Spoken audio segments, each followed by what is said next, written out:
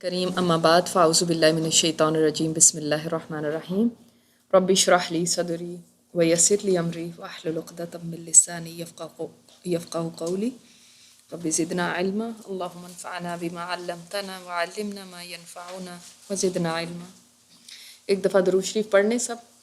اللہم صلی علی محمد وعلی آل محمد کما صلیت علی ابراہیم وعلی آل ابراہیم انک حمید مجید۔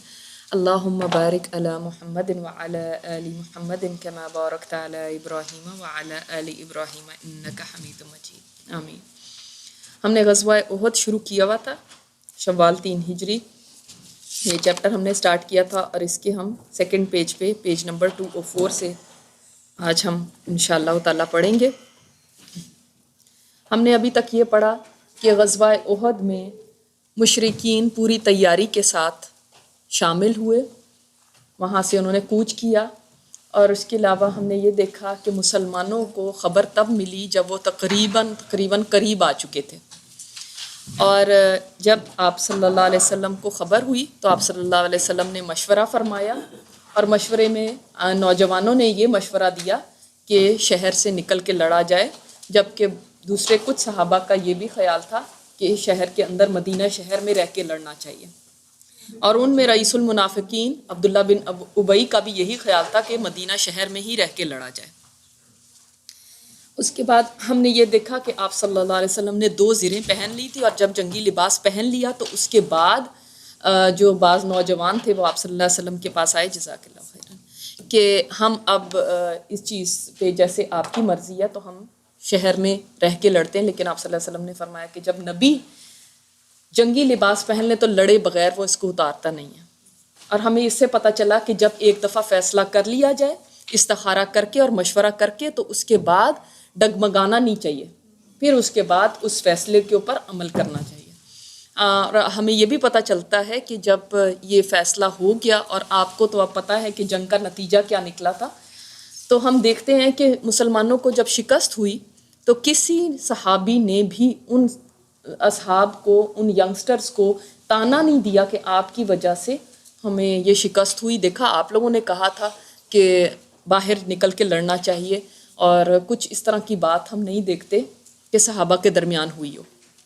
اس سے ہمیں یہ پتہ چلتا ہے کہ جب آپ استخارہ اور مشورہ، یہ 2 چیزیں ہیں جن کو ہمیشہ یاد رکھنا چاہیے کوئی بھی سٹیپ اٹھانے سے پہلے، لیکن مشورہ بھی ہر ایک سے نہیں، جو علم والے ہوں، تقوی والے ہوں، ان کے ساتھ مشورہ کیا جائے۔ تو لیکن جب یہ 2 چیزیں، 2 کام آپ کر لیں نا، اس کے بعد نتیجہ کچھ بھی ہو اس کو یہی سمجھے کہ تقدیر میں اسی طرح لکھا تھا، نہ کہ اس کے بعد بلیم گیم جو ہم شروع کر دیتے ہیں۔ اللہ تعالیٰ مجھے بھی اور ہم سب کو یہ توفیق دے کہ ہم اس چیز کو سیکھ لیں کہ جب اگر اس کے بعد کچھ بھی نتیجہ نکلتا ہے تو اب ہم ایک دوسرے کو تانے دینا، ایک دوسرے کو یہ کہنا تمہاری وجہ سے ہوا، دیکھا میں نے تو پہلے یہ کہا تھا کہ اس طرح سے ہونا چاہیے، یہ ہمیں نہیں کرنا چاہیے۔ اور اگر ایسا ہوتا تو پھر دیکھو یہ ہو جاتا۔ تو آپ صلی اللہ علیہ وسلم نے کیا فرمایا کہ اگر مگر جو ہے وہ شیطان کا راستہ کھولتا ہے۔ تو یہ ہمیں مشورہ اور استخارہ 2 چیزیں اسلام ہمیں سکھاتا ہے، اور اس کے بعد جو قدم اٹھا لیا جائے پھر اس کے بعد پچھتاوے اور اس کے بعد بلیم کرنا یا یہ چیزیں، اس کو ہم انشاءاللہ اس عادت کو کوشش کریں کہ ہم چھوڑ دیں۔ ہم دیکھتے ہیں کہ آپ صلی اللہ علیہ وسلم جب کوچ کیے تو ہمیں پتہ چلتا ہے کہ جمعے کے دن، جمعے کی نماز کے بعد آپ صلی اللہ علیہ وسلم نے کوچ فرمایا۔ اب ہماری جو بک میں ہے نا بہت مختصر نہیں دیا ہوا ہے، تو ہم خیر دیکھ لیتے ہیں تھوڑا سا اس بات کو کہ آپ صلی اللہ علیہ وسلم نے چوز کیا تھا احد کی طرف جانا۔ کیوں چوز کیا احد کی طرف ہی جانا؟ احد جو ہے وہ مدینہ سے نکل کے، اب تھوڑا سا یہ بھی ہم اس کو دیکھیں گے، اگر آپ لوگوں کے پاس ایٹلس ہے، سیرت النبی کی ایٹلس ہے، تو آپ اس پہ بھی جا کے دیکھ سکتے ہیں کہ احد کیا مقام تھا۔ لیکن اب لوگ جو آن لائن ہیں وہ تو نہیں دیکھ سکتے، مگر باقی لوگ، آپ لوگ یہ دیکھیں کہ اگر یہ مدینہ ہے، اس کا کوئی مارکر نہیں تھا آپ کے پاس ہے، جزاک اللہ خیر۔ تو مدینہ کی نارتھ سائڈ پہ ہم دیکھتے ہیں کہ احد پہاڑ ہے، یہ مدینہ ہے، تو مدینہ کے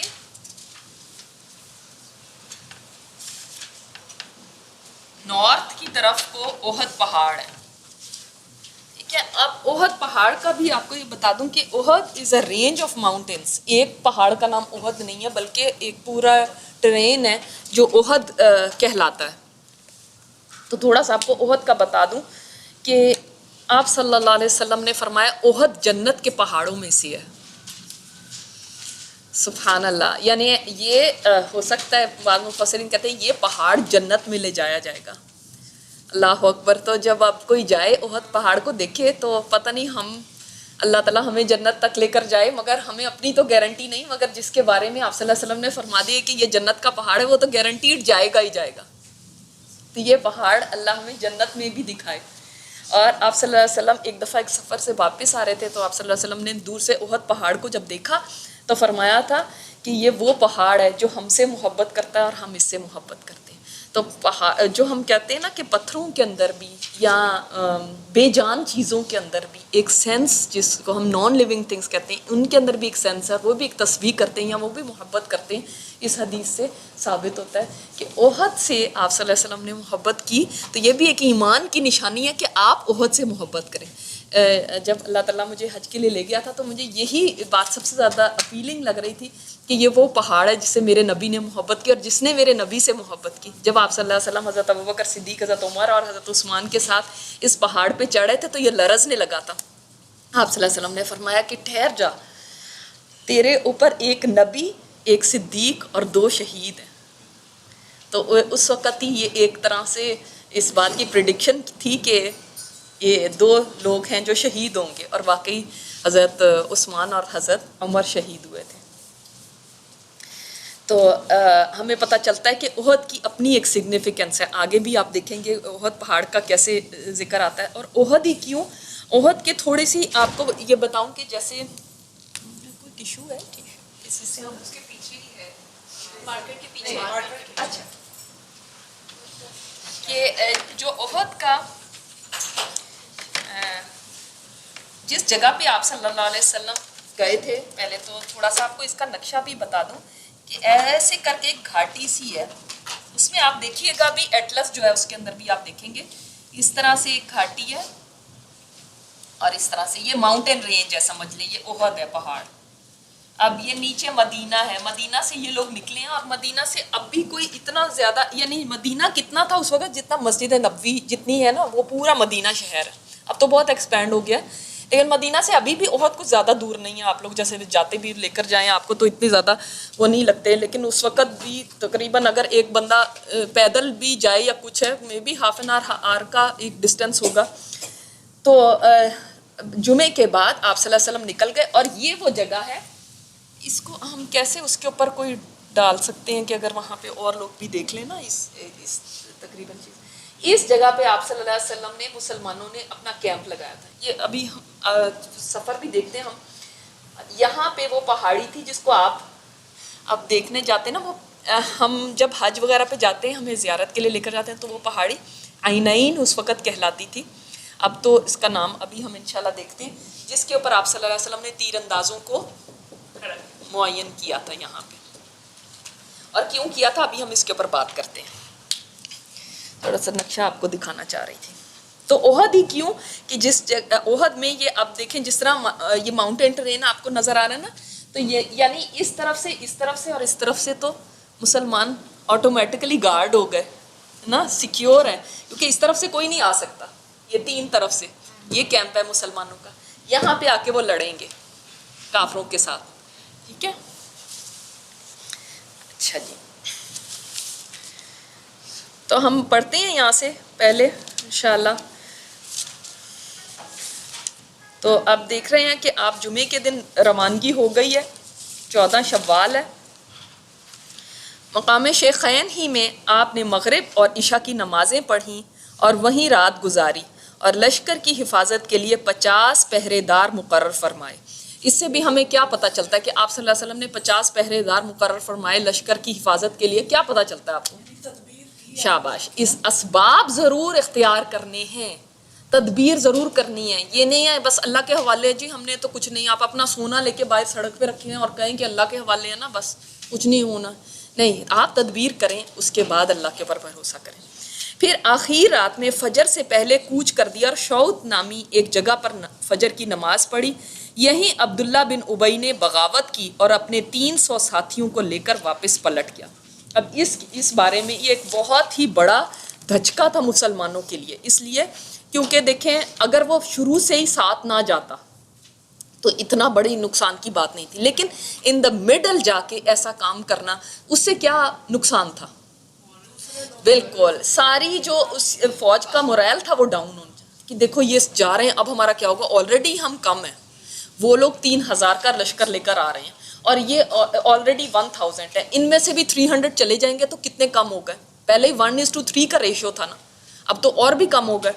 تو یہ ہمیں یہاں پہ اور پتہ چلتا ہے کہ اس وقت عبداللہ بن ابی جب لے کر ان کو واپس جا رہا تھا تو بہت سارے مسلمانوں نے اس کو روکنے کی کوشش بھی کی، لیکن انہوں نے وہ نہیں رکے. پہلے انہوں نے ایسے کیا، ریٹریٹ کیا، پیچھے ہوتے گئے، لشکر میں پیچھے ہوتے گئے اور پیچھے سے ہی کھسکنے کی کوشش کی.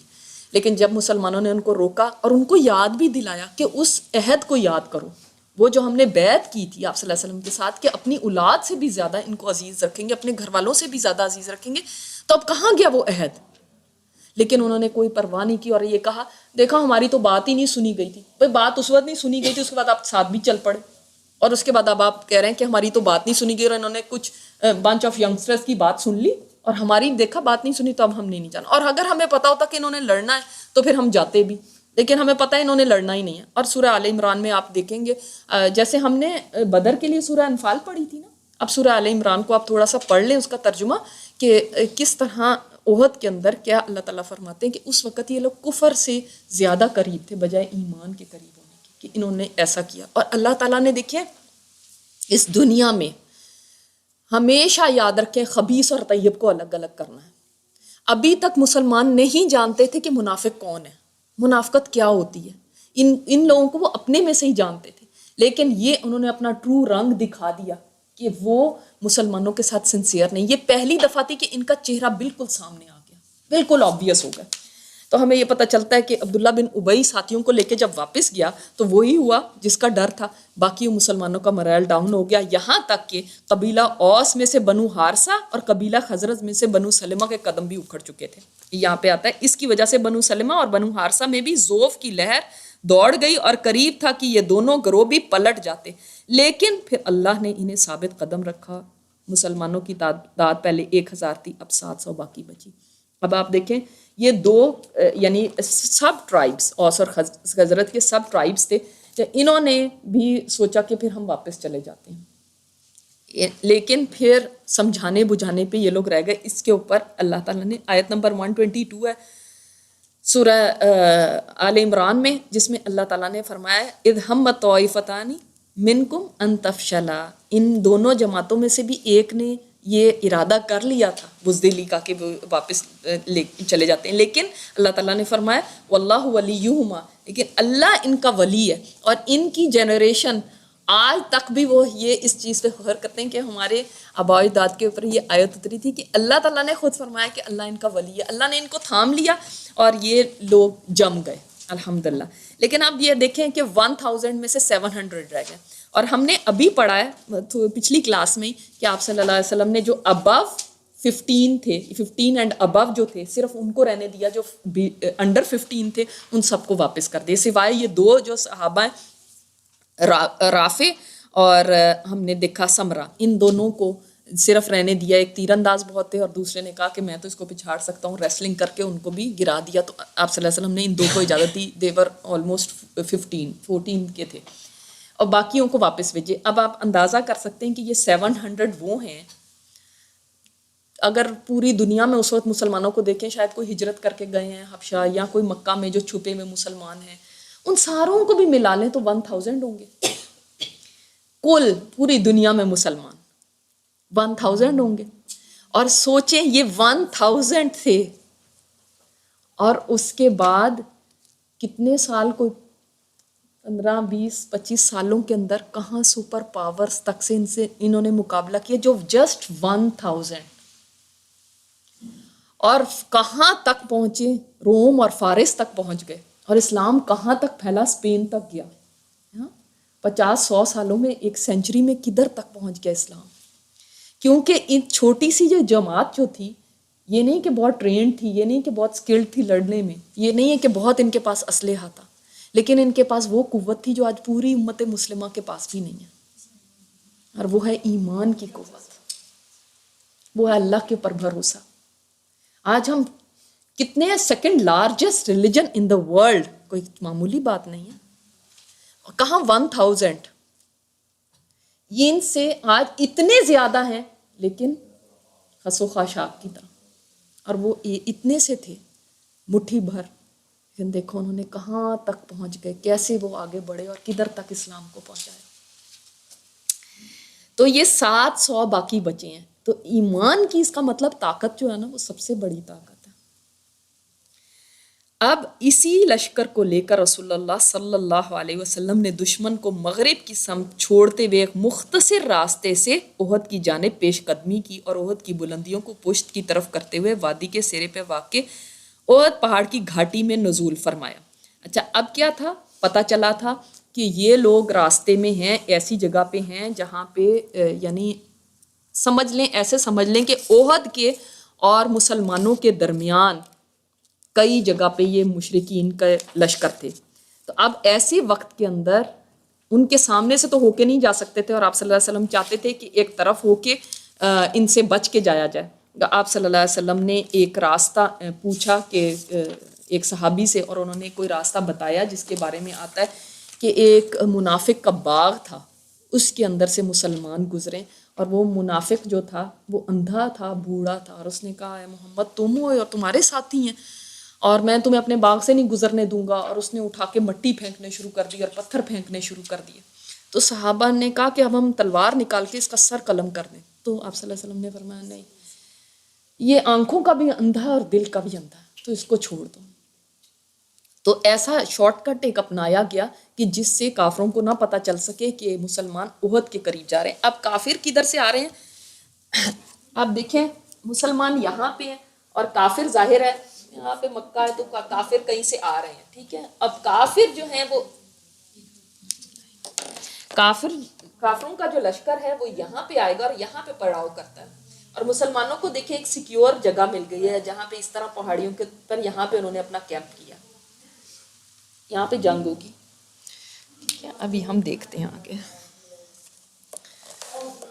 تو اچھا، اب کیا یہ بات جو یہاں پہ ہے کہ ایک مختصر راستے سے احد کی جانب پیش قدمی کی اور احد کی بلندیوں کو پشت کی طرف رکھا، یعنی جب مسلمان یہاں پہ ہیں تو احد ان کی بیک پہ ہے، اور ان کا دے آر فیسنگ مدینہ، یعنی مدینہ کی طرف فیسنگ ہے، اور احد ان کی بیک پہ ہے۔ اس طرح سے مسلمانوں کا لشکر تھا۔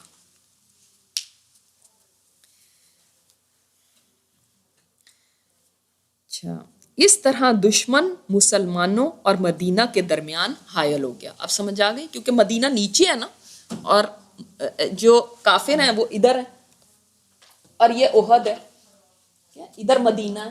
تو اب کافر جو ہیں مسلمانوں اور مدینہ کے درمیان حائل ہیں۔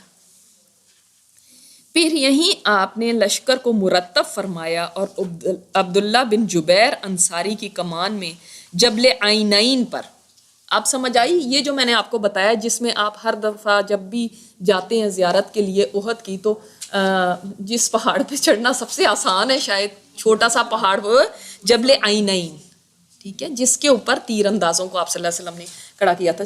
یہ سمجھ لیں، یہ جبل عینین یہ اس وقت کہلاتا تھا، ٹھیک ہے، یہ ہے وہ پہاڑ۔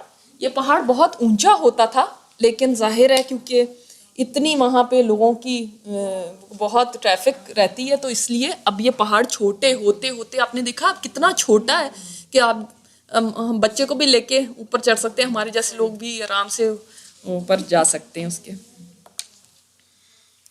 عینین پر اب آپ کو پہاڑ کا نام یاد رکھنا ہے، ٹھیک ہے، بیکاز یہ بہت اہم ہے اس کے اندر۔ جبل عینین پر جو بعد میں جبل رماح کے نام سے معروف ہوا، ٹھیک ہے۔ اب سمجھ آ گئی، اس وقت جبل عینین تھا، اب اس کے بعد چونکہ تیر انداز یہاں پہ آپ نے متعین کیے تھے، اس لیے جبل رماح۔ 50 تیر انداز مقرر فرمائے اور انہیں حکم دیا کہ سواروں کو تیر مار کر دور رکھیں۔ آپ کو پتہ ہے جو گھوڑے پہ ہوتے ہیں نا سوار، تو گھوڑا جو ہے وہ تیر کو برداشت نہیں کرتا، وہ اس راستے پہ جائے گا نہیں جدھر سے تیر آ رہے ہوں گے. تو ان کو کہا گیا کہ آپ نے تیروں سے گھڑ سواروں کو روکے رکھنا ہے. اب گھڑ سوار کدھر سے آ سکتے ہیں؟ جو ایک ویک پوائنٹ تھا، جو ایک ویک لنک ہے اس کے اندر، وہ یہ ہے. یہاں پہ تو مسلمان ہیں نا. اب اگر وہ یہاں سے آ گئے نا، یہ ہوگا بعد میں، یہاں سے آ گئے تو کاٹ بائی سرپرائز ہیں یہ. ٹھیک ہے جی.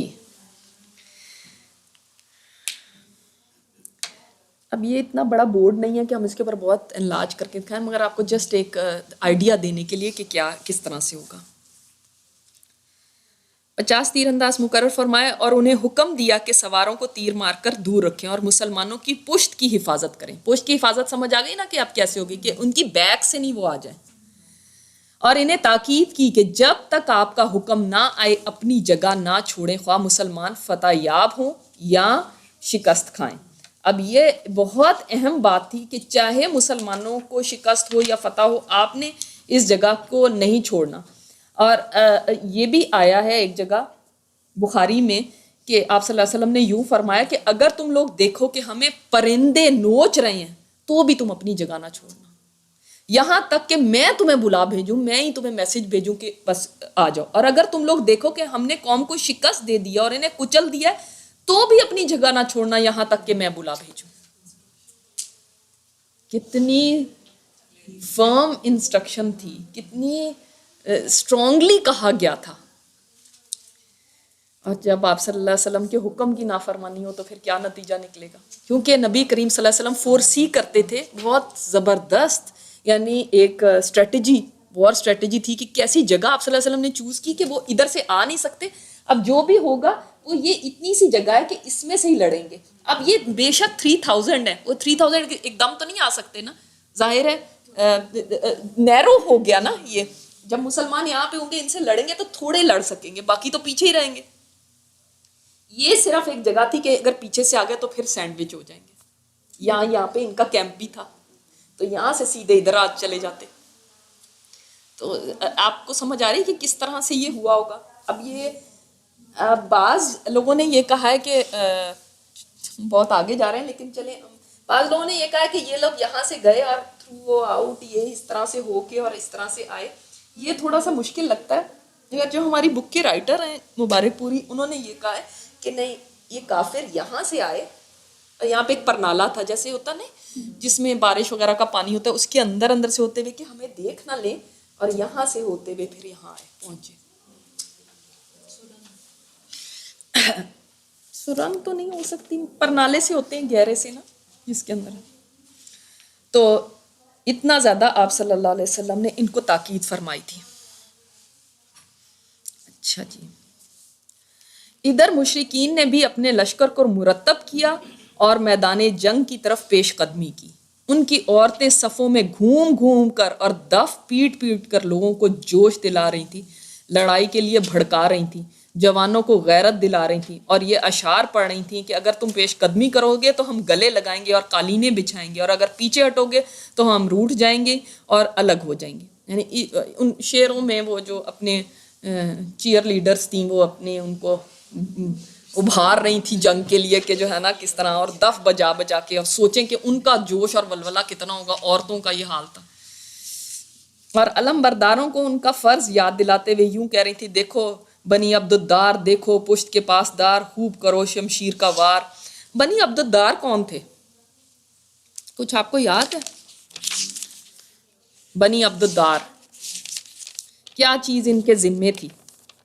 یہاں پہ آیا تھا یا نہیں آیا تھا یہ بات؟ مجھے نہیں پتا کہ اگر ہم نے اس میں پڑھی تھی. لڑائی کا جھنڈا اس کے سوا کوئی نہیں باندھ سکتا تھا. یہ دیکھیں پیج نمبر 26 پہ. یہاں پہ جب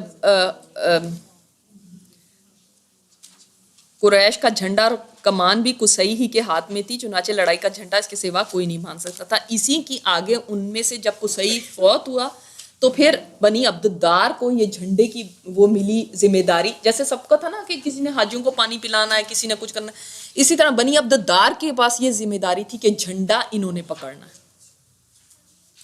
اور جھنڈا پکڑنا بہت کیا بڑی بات ہے؟ بہت بڑی بات تھی، اس لیے کہ جنگ میں یہ دیکھا جاتا تھا کہ جب تک فلیگ اوپر ہے تو اٹ مینس کہ ہم ٹھیک ہیں، اور جس وقت فلیگ گر گیا تو سمجھ لو کہ شکست ہے۔ تو مبارزت اور قتال، اچھا یہ سارے ہم نے، اب ہم نے یہ دیکھ لیا کہ آپ صلی اللہ علیہ وسلم نے یہاں پہ میرا خیال میں ہے، اور ابو سفیان نے کس کو کس طرف کا بنایا تھا، پہلے ابو سفیان کا بتائیں کہ ایک کمانڈر تو ابو سفیان تھا، اور اس نے رائٹ اور لیفٹ کس طرف کو کس کو رکھا تھا، یہ یاد ہے آپ لوگوں کو؟ رائٹ طرف یاد رکھیے گا کہ خالد بن ولید تھے، کیونکہ میں آپ کو جب میپ سے بتاؤں گی نا تو آپ کو یہ بات یاد رہنی چاہیے، رائٹ سائڈ پہ خالد بن ولید اور لیفٹ سائڈ پہ کون تھا؟ دو ہی تو کمانڈر تھے بڑے اہم۔ لیفٹ سائڈ پہ تھا اکرمہ بن ابی جہل، اکرمہ ابو جہل کا بیٹا، ٹھیک ہے؟ تو یہ آپ یاد رکھیے گا، اس لیے کیونکہ بعد میں اس چیز کے اوپر بھی انشاءاللہ تعالی ہم بات کریں گے۔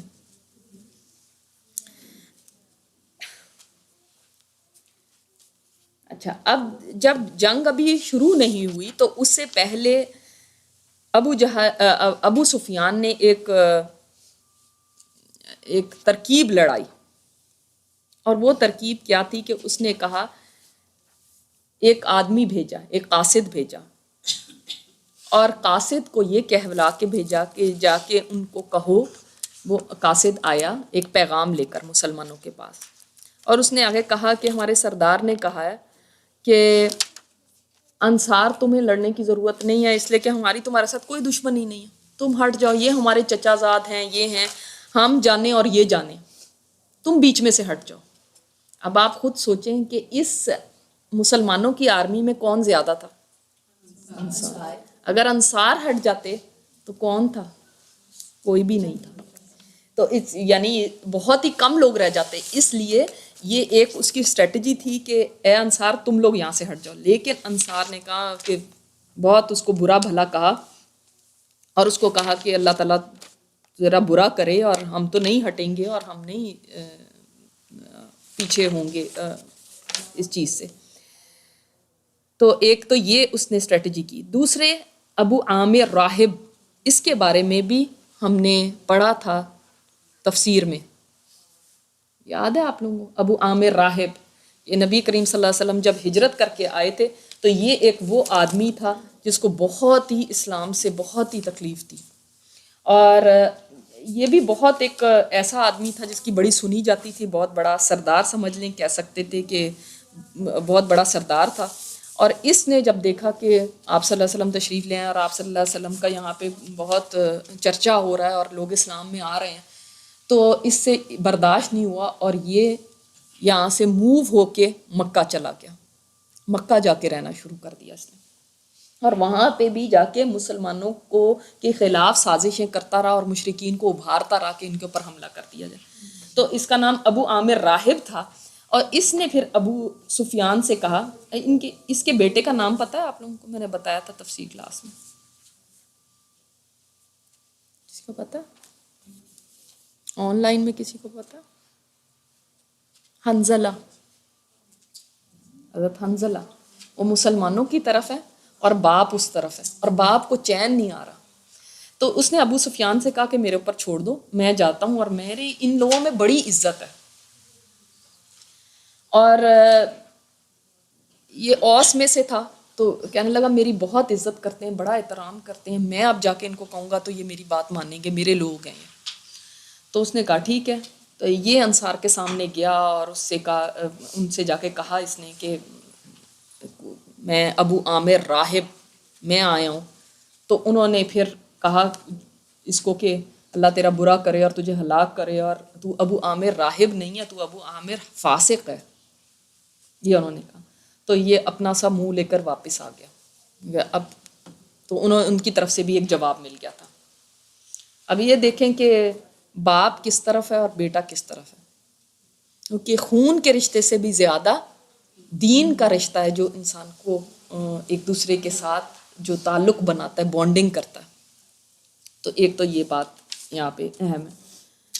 اب مبارزت سے شروع کرتے ہیں.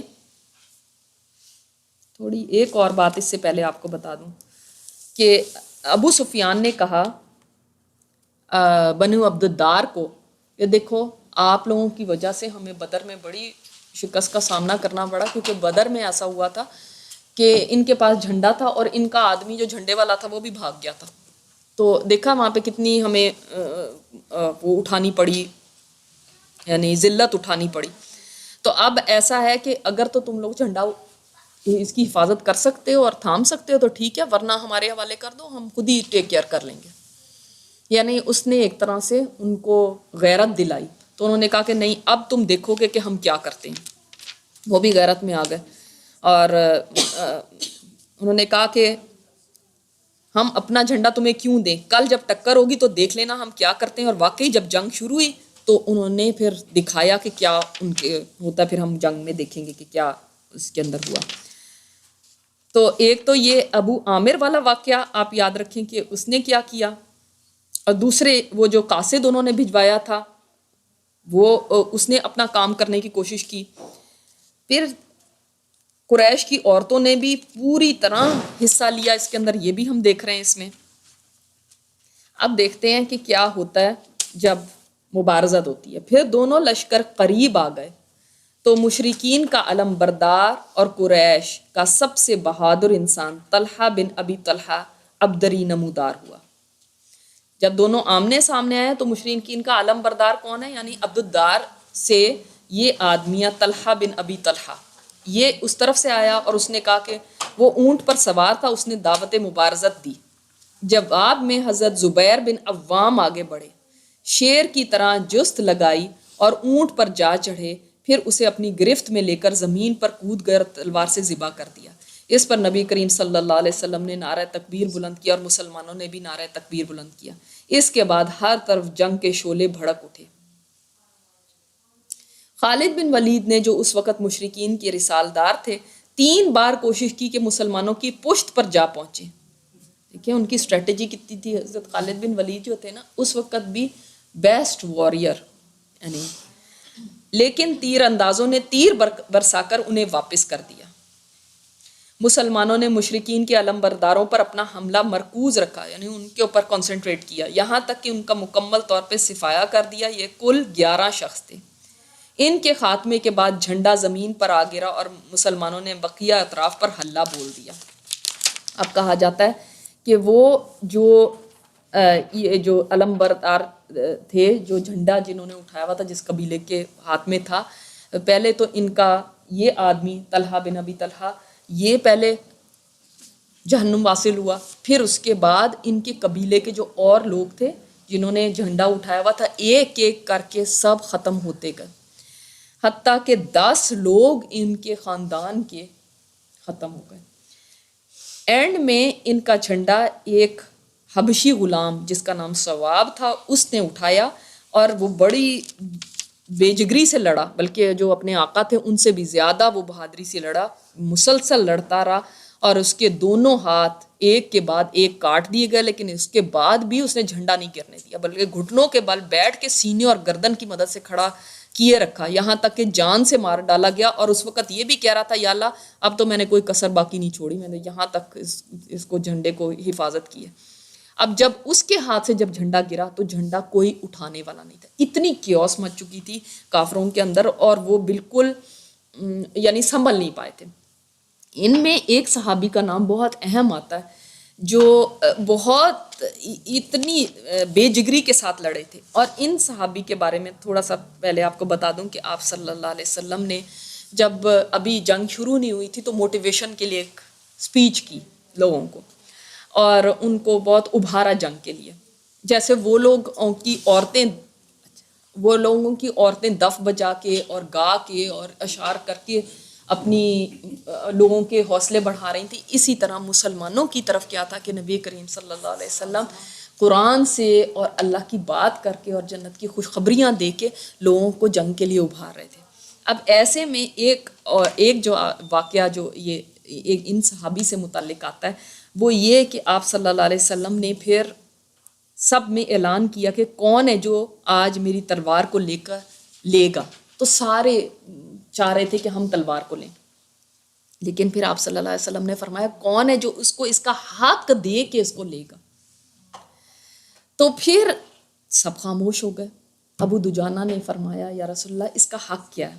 آپ نے فرمایا کہ اس سے دشمن کے چہرے کو مارو یہاں تک کہ یہ ٹیڑھی ہو جائے، یعنی اس وقت تک اس کے ساتھ لڑو جب تک یہ تلوار ٹوٹ نہ جائے.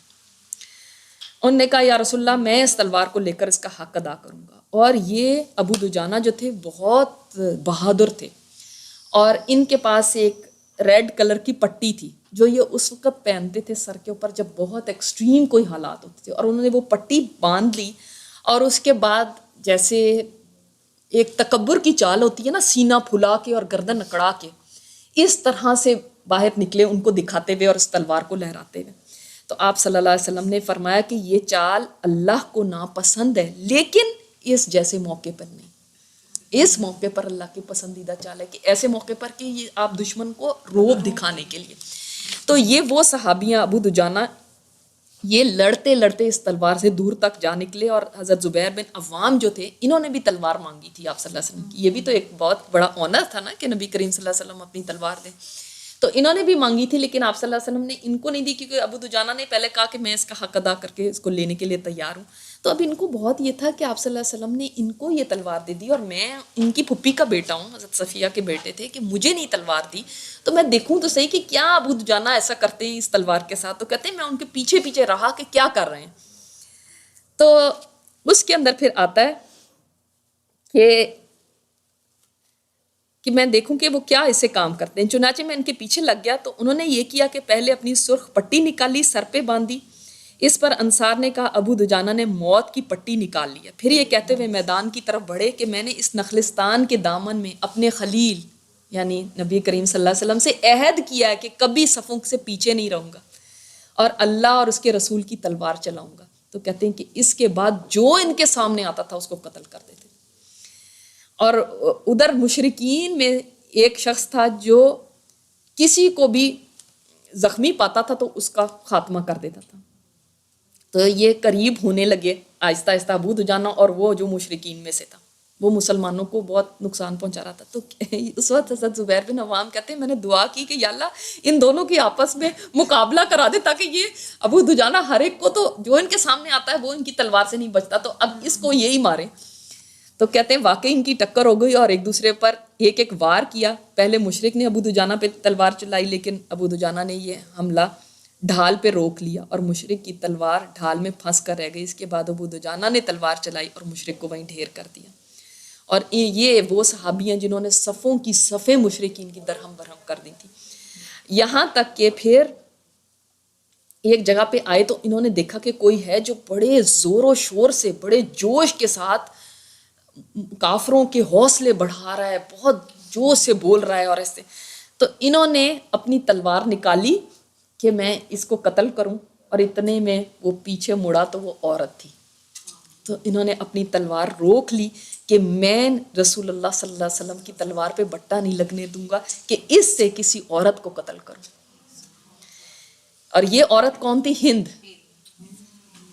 تو اور حضرت زبیر بن عوام کہتے ہیں کہ میں نے پھر ابو دجانہ کو دیکھا کہ انہوں نے ہند کے سر کے اوپر تلوار بلند کی تھی اور پھر ہٹا لی. تو میں نے سوچا اللہ اور اس کے رسول ہی بہتر جانتے ہیں کہ کس کو اپنی تلوار دینی چاہیے. اور یہ دیکھیں کہ آج مسلمان بھی اس چیز کا پاس نہیں رکھتے کہ کوئی عورت ہے تو اس کو قتل نہ کیا جائے. خود کش حملے ہیں یا جہاں پہ بھی، اور کافر تو ہیں ہی، وہ تو رکھتے ہی نہیں ہیں، لیکن آج مسلمان بھی اس چیز کا پاس نہیں رکھتے. دیکھو انہوں نے ایک کافر عورت کے اوپر بھی تلوار اٹھانے کو اس چیز کو سمجھا کہ یہ اس کی عزت کے خلاف ہے کہ میں رسول اللہ صلی اللہ علیہ وسلم کی تلوار کو عورت کے اوپر اٹھاؤں. تو یہ ایک بہت اہم اس چیز کے اندر بات تھی.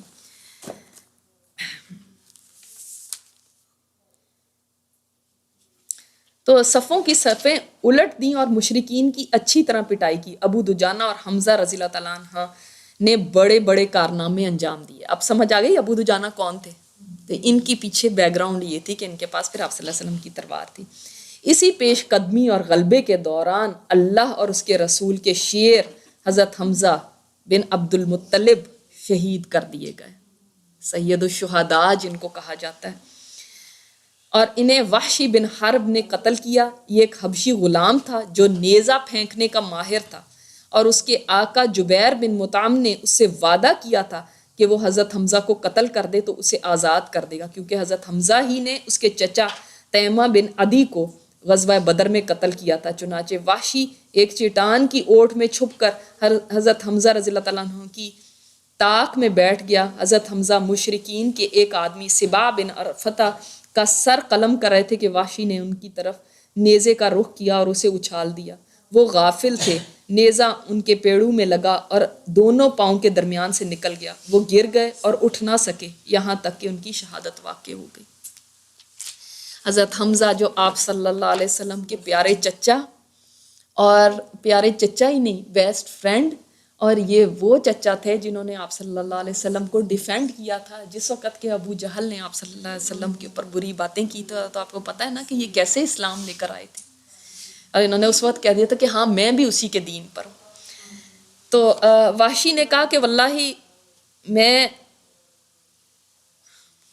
میں ابھی ان کے قتل کے ارادے سے تیار ہی ہو رہا تھا، اور ایک درخت یا پتھر کی اوٹ میں چھپ کر انہیں قریب آنے کا موقع دینا چاہتا تھا کہ اتنے میں سبا بن عبد العزیٰ مجھ سے آگے بڑھا، ان کے پاس جا پہنچا۔ حمزہ نے اسے للکارتے ہوئے کہا، اور جو اس کو بات کہی، اور ساتھ ہی زور کی تلوار ماری کہ گویا اس کا سر تھا ہی نہیں۔ وحشی نے کہا کہ اس کے ساتھ ہی میں نے اپنا نیزہ تولا، اور جب میری مرضی کے مطابق ہو گیا تو ان کی طرف اچھال دیا، اور وہیں پہ وہ پھر شہید ہو گئے تھے۔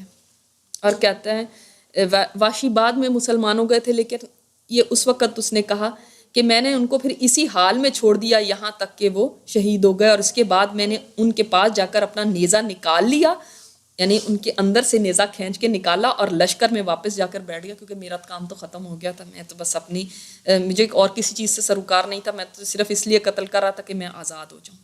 چنانچہ جب مکہ آیا تو مجھے آزادی مل گئی۔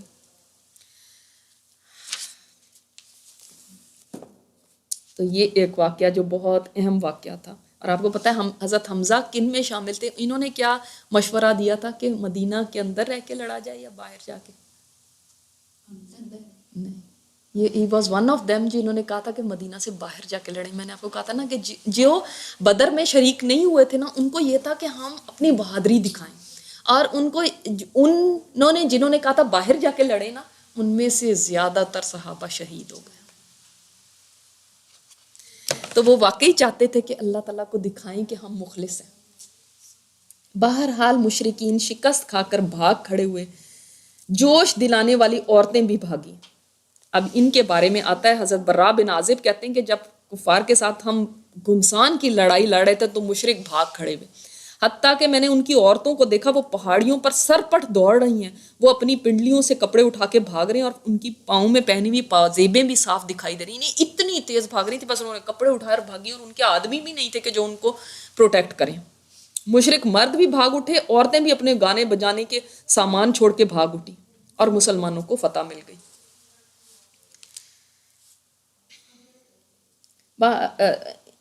مسلمانوں نے مشرکین کو گھیر لیا، انہیں مار بھی رہے تھے اور غنیمت بھی سمیٹ رہے تھے۔ اب کیا ہوا کہ اس وقت جب انہوں نے دیکھا کہ مشرکین بھاگ رہے ہیں اور اب سمجھ لیں کہ فتح ہو گئی، وکٹری ہے، تو اب جو مسلمان تھے باقی، انہوں نے ان کا مال غنیمت کے طور پہ جو ان کا سامان لیفٹ اوور تھا وہ اٹھانا شروع کر دیا، اس لیے کہ ابھی مال غنیمت کے جو احکامات آئے تھے بدر میں، ٹھیک ہے، کچھ احکامات تو آگے تھے، مگر فلی یہ انڈرسٹینڈنگ نہیں تھی کہ جتنا مال غنیمت ابھی میدان جنگ سے جمع ہوگا اس کو ایک جگہ ڈالا جائے گا اور سب کے اندر ایکولی ڈسٹریبیوٹ ہوگا۔ پہلے کیا ہوتا تھا، جس کے ہاتھ میں جو چیز آتی تھی وہ اس کی ہو جاتی تھی، تو اس لیے ان کو یہ تھا کہ ہم جلدی جلدی جمع کر لیں، سمجھے نا؟ اللہ اکبر۔ تو اللہ تعالیٰ نے اسی کو سورہ آل عمران میں فرمایا نا کہ دنیا تمہیں عزیز ہو گئی تھی اس وقت۔ صحابہ کرام دیکھو، یہ دنیا کی محبت کو آپ صلی اللہ علیہ وسلم نے فرمایا کہ یہ فتنہ ہے، اور اسی فتنے کو سب سے زیادہ آپ صلی اللہ علیہ وسلم کو خوف تھا کہ دنیا تمہارے پاس بہت ہو جائے گی۔ وہ صحابہ بھی تھے لیکن ان کا امتحان ہو گیا۔ ابھی دیکھ لیں وہ انڈر ٹریننگ ہے نا، تو حضرت برا کہتے ہیں کہ حضرت عبداللہ بن جبیر جو وہ وہاں پہ جن کو متعین کیا ہوا ہے، جو کمانڈر ہیں ان تیر اندازوں کے جبل عینین پہ جو ہیں، تو کہتے ہیں ان کے ساتھی کہنے لگے غنیمت کا مال، غنیمت کا مال. تو اس پر حضرت عبداللہ بن جبیر جو ان کے کمانڈر تھے، انہوں نے ان سے کہا کہ مجھے نبی کریم صلی اللہ علیہ وسلم نے تاکید فرمائی ہے کہ اپنی جگہ سے نہ ہٹنا، لہٰذا تم لوگ مال غنیمت لوٹنے مت جاؤ. لیکن ان کے ساتھیوں نے ان کا حکم ماننے سے انکار کر دیا. آپس میں ان کی بحث شروع ہو گئی. ایکچولی انہوں نے کہا دیکھیں، انہوں نے تو ہمیں کہا تھا کہ جب جنگ ہوگی تو تب نہ جانا. اب جنگ اوور ہو گئی ہے، ہمیں فتح مل گئی ہے، تو اب جانے میں کیا ہے. اور یہ بحث چلی کچھ دیر، وہ کوشش کرتے رہے. ان لوگوں نے سوچا، یعنی کچھ ٹائم پاس ہو گیا تھا، ایسا نہیں تھا کہ امیڈیٹلی وہ چلے گئے. مے بی کوئی آدھا گھنٹہ ہو گیا ہو. وہ ریٹریٹ کر رہے ہیں، وہ بھاگ رہے ہیں، اور یہ ادھر بحث کر رہے ہیں کہ اب تو ایوری تھنگ از اوور، سارے تو مال غنیمت لے رہے ہیں، تو تم کیوں مطلب یہ کہہ رہے ہو کہ ہم نہیں جائیں. حضرت عبداللہ بن جبیر، ان کو آپ صلی اللہ علیہ وسلم نے ان کا کمانڈر بنایا تھا نا، یہ 50 کا، یہ جو 50 یہاں پہ تیر انداز ہے. تو اب جب یہ بحث ہوئی، دیکھیں شیطان بھی بیچ میں آ جاتا نا. پھر شیطان آ گیا اور اس نے کہا کہ دیکھو وہ تو تمہیں بھول ہی گئے. ہو سکتا ہے بھئی ان کو تمہارے تک پیغام پہنچانا ہی بھول گیا ہو کہ بھئی اتر آؤ اب، تو چلو every thing is over now, اب کیا اتنی کیا بات ہے. تو 40 جو تھے ان میں سے وہ اتر گئے. only 10 were left. out of 50 only 10 were left.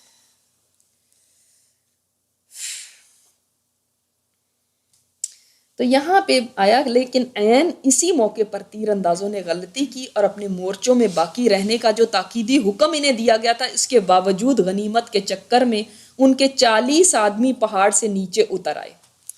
آپ دیکھیں، ابھی آپ کو تھوڑی سی بات یہ سمجھ آئے گی. حضرت خالد بن ولید اس وقت سے کیا واچ کر رہے ہیں؟ Where is he, on the right side اور on the left side? Right side. یعنی یہ ہے اگر دستہ تو یہاں پہ رائٹ سائڈ پہ حضرت خالد بن ولید ہے. اب وہ یہ دیکھ رہے ہیں کہ یہ یہاں سے اتر گئے، اسی لیے وہ یہاں سے آئے ہیں اور ہی انٹرڈ ہیئر. سمجھ آ گئی بات کہ کیسے ان کو کیسے وہ پتا چلا. اب اس کا مطلب ہے کہ جب یہ لوگ بھاگ بھی رہے ہیں نا، تو وہ پیچھے مڑ مڑ کے دیکھ رہے ہیں کہ کوئی چانس بن سکتا ہے. ٹھیک ہے. خالد بن ولید نے اس موقع کو غنیمت جانا اور پہاڑ پر جو 10 آدمی رہ گئے تھے ان کا صفایا کر دیا.